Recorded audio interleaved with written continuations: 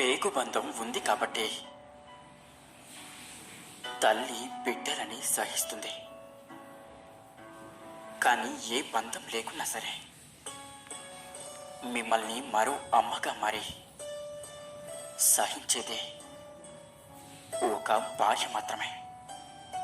ఒక స్త్రీ భార్యగా భర్తను అర్థం చేసుకోవాలి, తల్లిగా పిల్లలను కూడా అర్థం చేసుకోవాలి, ఇక కూతురిగా తల్లిదండ్రులను అర్థం చేసుకోవాలి, కోడలిగా అత్త మామల్ని అర్థం చేసుకోవాలి. ఎన్నో విధాలుగా అందరినీ అర్థం చేసుకునే స్త్రీకి కూడా ఒక మనసు ఉంటుంది. తనను మాత్రం ఎవరూ అర్థం చేసుకోరు. మనసు లేని మగవాడు ఆడదాన్ని ఆటబొమ్మలానే చూస్తాడు. అదే మనసున్న ఒక మగవాడు ప్రాణమున్న దేవతలు చూస్తాడు. మన జీవితంలో సంబంధాలు ఎలా ఉండాలి అంటే, సంబంధం అనే మాటలోని మొదటి అక్షరమే సం అనే అక్షరంతో మొదలవుతుంది. సం అంటే అర్థం సమానత. ఎవరి పట్లైనా సంబంధాన్ని నిలబెట్టుకోవాలంటే మీరు అంతగా లొంగిపోవద్దు. ఎంతగా అంటే మళ్ళీ తిరిగి లేవటానికి మరొకరి సహాయం తీసుకునేంతగా. లొంగిపోయి ఉండాలనుకునేవారు సంబంధాన్ని ఎప్పటికీ నిలబెట్టుకోలేరు. సంబంధాన్ని ఎవరితో కలుపుకోవాలంటే, ఎవరైతే మిమ్మల్ని సమానంగా చూస్తారో, మీకు గౌరవాన్ని ఇస్తారో. ఎందుకంటే గౌరవంతోనే సంబంధం ఏర్పడుతుంది, అలాగే బలపడుతుంది. పుట్టుకతోనే ఎక్కడ పుట్టిందో ఆ ప్రదేశాన్ని విడిచిపెట్టి ముక్కు ముఖం తెలియని వాడితో జీవితాన్ని పంచుకోవడానికై, తనతో వెళ్ళిపోవడానికి సిద్ధపడుతున్నది ఆడపిల్ల. తనని కన్న తల్లిదండ్రులు పొగడనివ్వండి, తనతో కలిసి పుట్టిన అన్నతమ్ముళ్ళు అక్క చెల్లెళ్ళు పొగడనివ్వండి, లోకమంతా కూడా పొగడనివ్వండి. కట్టుకున్నవాడు ఒక్కసారి కసురుకుంటే చాలు బోరుమని కన్నీళ్లు పెట్టుకుంటుంది. ఎంతమంది తెగనాడనివ్వండి, నువ్వు నా ఐశ్వర్యానివే అని భర్త అన్న ఒక్క మాటకి తను ఉప్పొంగిపోతుంది. అటువంటి ఆర్ద్రత కలిగినటువంటి హృదయం ఈ లోకంలో పురుషుడికి ఉండదు. అది స్త్రీకి మాత్రమే సహజమైనది. అసలు ఆమె లేని నాడు ఈ సృష్టి నడుస్తుందా? నడవదు. ఆమె ఉన్నది కాబట్టే ఈ సృష్టి అంతటా కూడా నడుస్తుంది.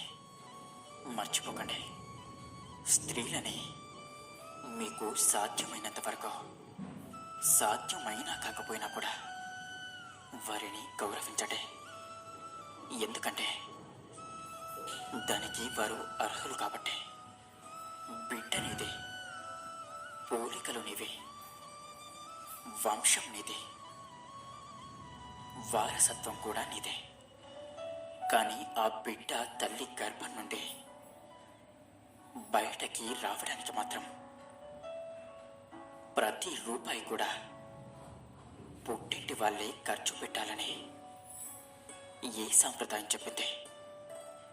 గుర్తుంచుకోండి, మనుషులు పుట్టాకే సాంప్రదాయాలు పుట్టాయి, అంతేకాని సాంప్రదాయాలు పుట్టాక మనుషులు కాదు. ఒక్కటి మాత్రం మర్చిపోకండి, డబ్బు అనేది అవసరాలను తీర్చేలా ఉండాలి, కానీ బంధాలను తెంచుకునేలా కాదు. ఒక స్త్రీ నీతో తన యొక్క సంతోషాలు అలాగే బాధలు అన్నీ పంచుకుంటూ ఉంటే నిన్ను ఒక మంచి స్నేహితుడిగా భావించినట్టు. అదే ఒక స్త్రీ నీతో గొడవ పడుతూ, కోపడుతూ, నీపై అలుగుతూ ఉంటే నిన్ను ఎంతో ప్రేమిస్తుందని అర్థం.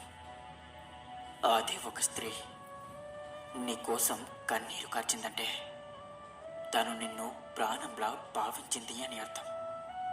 గుర్తుంచుకోండి, ఒక ఆడది మగవాణ్ణి మనస్ఫూర్తిగా ప్రేమిస్తే ఆ ప్రేమని భరించడం ఏ మగవాడికి కూడా సాధ్యం కాదు.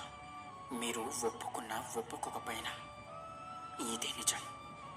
ఏ స్త్రీ అయినా తన యొక్క మాన ప్రాణాలను ఏ మగవాడికి కూడా అంత సులువుగా అర్పించదు. తనే నా సర్వస్వం, అలాగే తనే నా జీవితం అని భావిస్తే తప్ప అలాంటి స్త్రీ నమ్మకాన్ని వమ్ము చేయకుండా నిలబెట్టుకోవడం మగవాడి కర్తవ్యమని మర్చిపోకండి. ఒక స్త్రీ జీవితంలో ప్రేమించే తండ్రి ఉన్నంతకాలం ప్రతి కూతురు కూడా ధనవంతురాలే కదంటారా? ఎవరైతే మీ ముఖంలో సంతోషాన్ని చూడడానికి తన యొక్క ఓటమిని ఒప్పుకుంటారో వారితో మీరు ఎన్నడూ కూడా గెలవలేరు. ఎందుకంటే వారి వద్ద గెలుపు అలాగే ఓటముల కంటే కూడా అతీతమైన అద్భుత హృదయం ఉంది కనుక భార్యాభర్తల అనుబంధంలో వారు ఇరువురు కూడా ఎప్పటికీ అనకూడని రెండు మాటలు, మీ వాళ్ళు మా వాళ్ళు అని, నీది అలాగే నాది అని. ఎప్పుడైతే వారు ఇరువురు కలిసి మనవారు అలాగే మనది అనే ఏకాభిప్రాయంతో ఉంటారో ఆ జంట ఎంతో అన్యోన్యమైన జంటగా పిలువబడుతుంది. ఈ భూమి మీదకి నువ్వు ఒంటరిగానే వచ్చావు, ఒంటరిగానే నడవడానికి అలవాటు పడావు. ఎందుకంటే నీతో ప్రయాణం ప్రారంభించిన వారందరూ కూడా నీతో పాటు చివరిదాకా నడవలేకపోవచ్చు. భగవంతుడు స్త్రీని అలాగే పురుషుడిని ఇద్దరిని కూడా సృష్టించినప్పుడు స్త్రీ ఈశ్వరుణ్ణి ఇలా అడిగిందట, పురుషుణ్ణి ఇంత శక్తివంతుడిగా సృష్టించావు, నన్నెందుకు ఇంత బలహీనురాలిగా శక్తిహీనురాలిగా సృష్టించావు? నేను ఈ సమాజంలోనే కఠిన పరిస్థితుల్ని ఎదుర్కోగలనా అని అడిగిందట. అప్పుడు ఈశ్వరుడు అన్నాడట, ఎందుకని నీకు నువ్వే బలహీనురాలని శక్తిహీనురాలని అనుకుంటున్నావు? నీకున్న శక్తి ఏంటో నీకు తెలియదు. నీవు నీ కుటుంబాన్ని అంతటిని కూడా ఏకత్రాటి మీద తీసుకురాగలవు. నువ్వు ఎంతటి కష్టాల్లో ఉన్నా సరే ఓర్చుకోగలవు. నువ్వు పంచినట్టుగా ప్రేమ ఎవ్వరూ పంచలేరు. నీ గర్భం ఎందే పురుషుని కని నీ ఒడిలోనే పట్టుకొని ఆడిస్తావా? నీ తోడు ఉంది కాబట్టే పురుషుడు శక్తివంతుడిగా కనబడుతున్నాడు. ఈ ఒక్క మాట చాలు స్త్రీ ఎంత శక్తివంతమైనదో తెలియజేయడానికి. ఎంతటి రాజైనా సరే బంధువుల మధ్య బ్రతుకుతుంటే బాధలు పడక తప్పదు. మనిషి ఒక్కసారి గాయపడ్డాక మళ్ళీ యథాస్థితికి రాలేరు. ఒకవేళ మళ్ళీ ఆ బంధంలో ఉన్నా కూడా తప్పక జీవించాలనే కానీ ఇష్టంతో అయితే ఉండరు. ఆ స్థితి రాకముందే జాగ్రత్త పడండి. మనుషుల మధ్య బంధాలు జీవం కలిగి ఉండాలి. అది లేని నాడు ఆ బంధం ఒక జీవోత్సవంగా మారుతుంది. గుర్తుంచుకోండి, వెతుక్కుంటూ వెళ్తే అవమానం, ఎదురు చూస్తూ ఉంటే మోసం, అలాగే నమ్ముతూ ఉంటే నాశనం ఎదురవుతూ ఉంటాయి. నిన్ను నువ్వే నమ్ముకో. ఏది అమ్ముకోవు. ప్రేమ అనేది బలమైనది. ఎంతటి తప్పునైనా సరే కప్పేస్తుంది. కానీ స్నేహం విలువైనది.